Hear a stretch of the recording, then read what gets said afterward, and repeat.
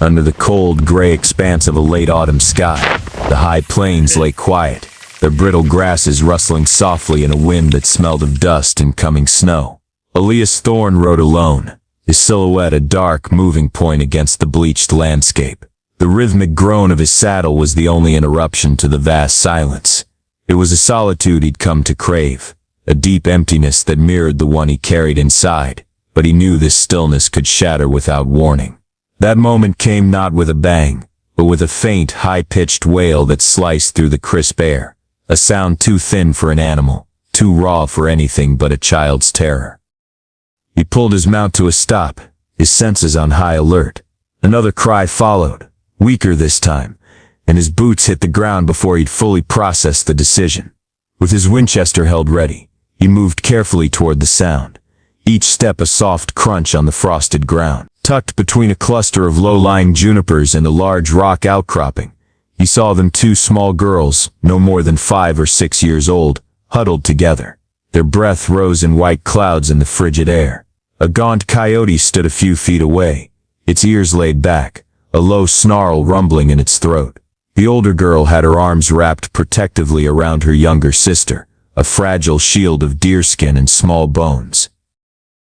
A familiar clench of pain tightened in Elias's chest, a ghost of a memory he tried to keep buried. He didn't yell.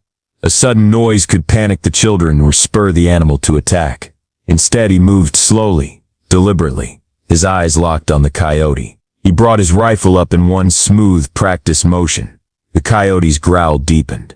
The rifle's crack echoed across the stillness, a sharp punctuation to the world's silence, and the animal fell. For a long moment, nothing stirred.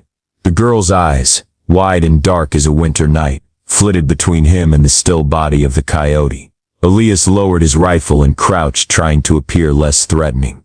His voice, when he finally spoke, was a low rumble, the kind you'd use to gentle a nervous Mustang.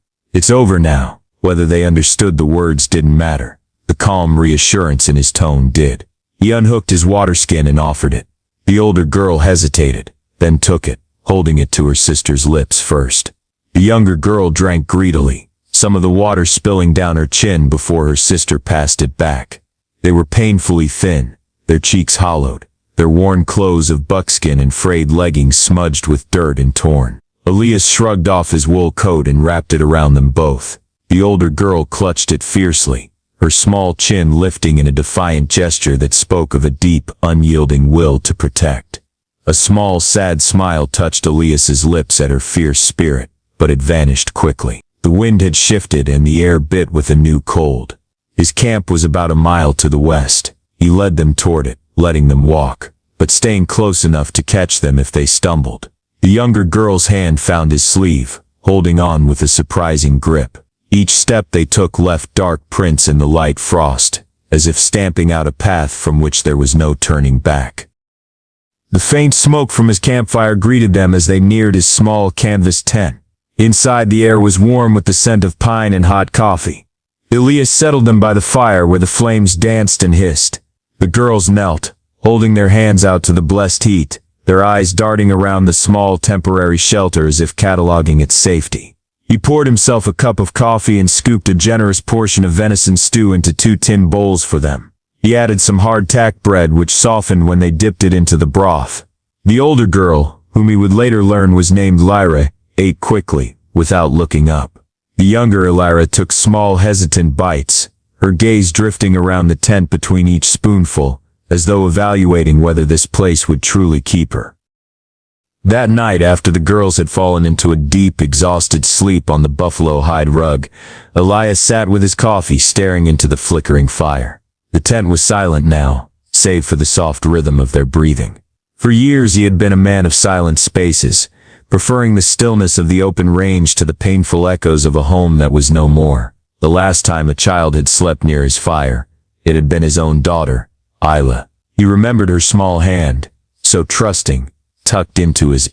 Her laughter was the song of his world, and when the fever took her and his wife, Clara, the song died with them. He had burned the cabin they shared to the ground, leaving nothing behind but ash and a hollow in his heart.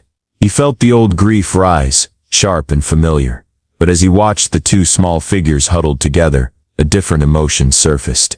He noticed a small hand-carved toy, a miniature rabbit that had fallen from Lyra's tunic. He picked it up, feeling the smooth, worn wood. It was an object of care, a small piece of a life that must have been filled with love before it was lost. He traced the lines of its ears with his thumb, wondering about the hands that had carved it for her. The thought was a strange, unwelcome warmth in the cold place in his chest, a flicker of light that he wasn't sure he was ready to face. He set the rabbit back down gently, a silent promise made in the quiet of the night. The days that followed fell into a quiet, purposeful rhythm. Elias, a man used to the solitary routine of a trapper, found his life reshaped by the presence of the three newcomers. He began to teach Lyra the ways of the land, showing her how to set a small snare for rabbits and identify edible roots in the dry soil. He saw a quick, fierce intelligence in her eyes, and a steady hand as she practiced his lessons. Patience, he would tell her, his voice low and patient, is the hunter's best friend. In return, Maeve, a woman of the Mescalero people, began to share her knowledge of the plains. She showed him how to grind corn into a fine meal, using a flat stone, and how to gather certain barks to treat the fevers he'd long feared. "The land gives us what we need, Elias," she said one afternoon, her voice soft but clear, "if we only know how to ask." She taught him to start a fire with just a bow drill and a piece of dry wood, a skill that humbled the man who had always relied on his store-bought matches. Her movements were fluid and graceful, a stark contrast to his own rugged practicality. Meanwhile, Alara, the younger sister, found her own way to contribute to their growing family. With a piece of charcoal from the fire, she would draw pictures in the dirt near the tent, a horse, a running deer, sometimes a rough sketch of Elias and Lyra. He would catch her watching him, a small smile on her face, and his heart would feel a little lighter. Her art was a silent form of communication, a testament to her quiet joy, and Elias found himself looking forward to the new drawings each day. The fragile peace of their camp was broken one afternoon by the sound of a horse approaching. It wasn't the fluid gait of Maeve's mount, but the heavy, deliberate plod of a workhorse. A man dismounted a few feet away, his face hardened by the sun and suspicion. He was Jedediah, a rancher from the nearby settlement of Redemption. His eyes were small and dark, and they swept over Maeve and the girls with unconcealed disdain. "Didn't take you for a squaw lover, Thorn," Jedediah sneered, his gaze lingering on Maeve. "This here's open range. No place for them." Elias's hand moved instinctively toward his rifle, his jaw tightening. "They're under my protection, Jedediah. You'll do well to remember that."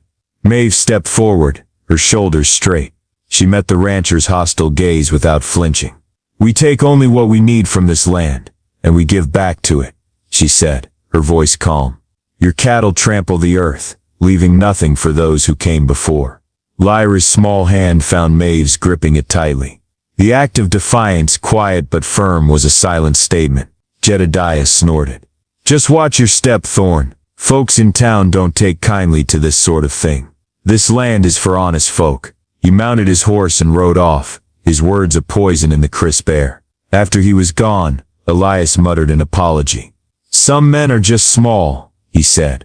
Maeve didn't respond for a moment, simply watching the dust Jedediah had left behind. "Peace is not given by others," she finally said, her eyes fixed on the distant hills. "It is only taken within." That night Elias couldn't sleep.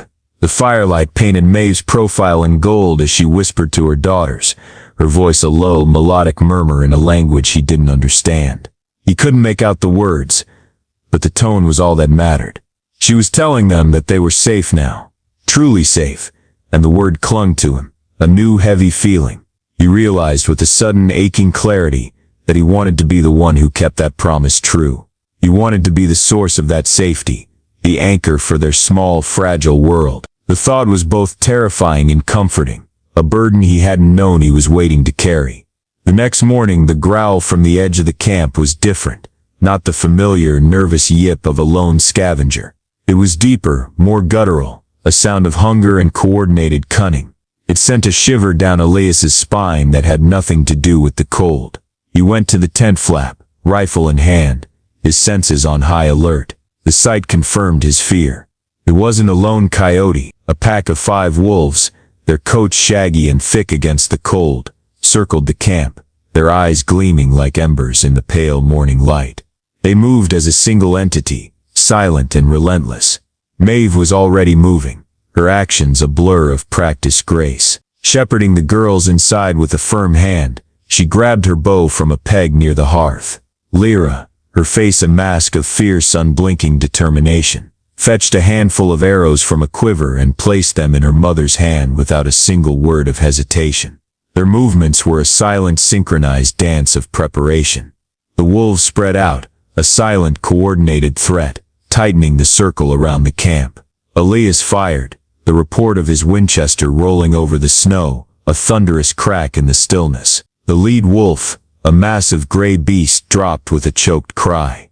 The others hesitated, their attention momentarily divided, but they were smart and desperately hungry. Before Elias could reload, one darted to the right, a second to the left, trying to flank him, a pincer movement born of cold-blooded instinct.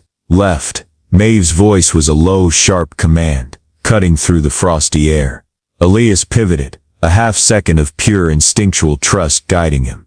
He fired a second shot, the bullet hitting the mark with a sickening thud. At the same moment, as the third wolf charged, Maeve released an arrow with practiced, deadly precision. The shot was silent, a whisper of death, and the animal fell with a heavy thud, its momentum carrying it into the snow. The remaining two wolves, stunned and wary, broke formation and fled into the tree line, their tails tucked in defeat. When it was over, a profound silence descended, broken only by the sound of their ragged breathing. Elias and Maeve stood in the yard, breath misting in the frigid air, the scent of gunpowder and pine clinging to their clothes. He looked at her, really looked, and saw not just a woman he had sheltered, but a formidable partner, a warrior who had fought beside him to keep this ground, this home, theirs. Their gazes met, something unspoken passing between them, a silent understanding, a bond forged not in words but in shared fear and mutual defense, a foundation more solid than any rock. That night, with the girls asleep by the fire, they sat close beneath a shared blanket, the silence between them no longer empty, but full. Elias's voice was low, steady, a sound of absolute certainty. You can stay, Maeve, not because you owe me anything, but because I'd be a fool to let you go. This tent, this life, it's better with you here. Maeve's eyes softened, and she laid her hand over his, the warmth of it anchoring him, a physical connection that spoke louder than any words. Outside, the snow fell even softer, blanketing the world in a pristine, hushed quiet. The tent no longer felt like a temporary shelter. It felt like a home. And if you've ever found someone who makes the silence feel safe, who turns the harshness of the world into something you can rest against, you'll understand why you'd never let them leave. Peace is rare, love is rarer still, and when the two come together in a cold land, a wise man holds on with both hands. Join us, friend, as Sleep West rides deeper into the untamed frontier, where every story ends with a mystery waiting for you.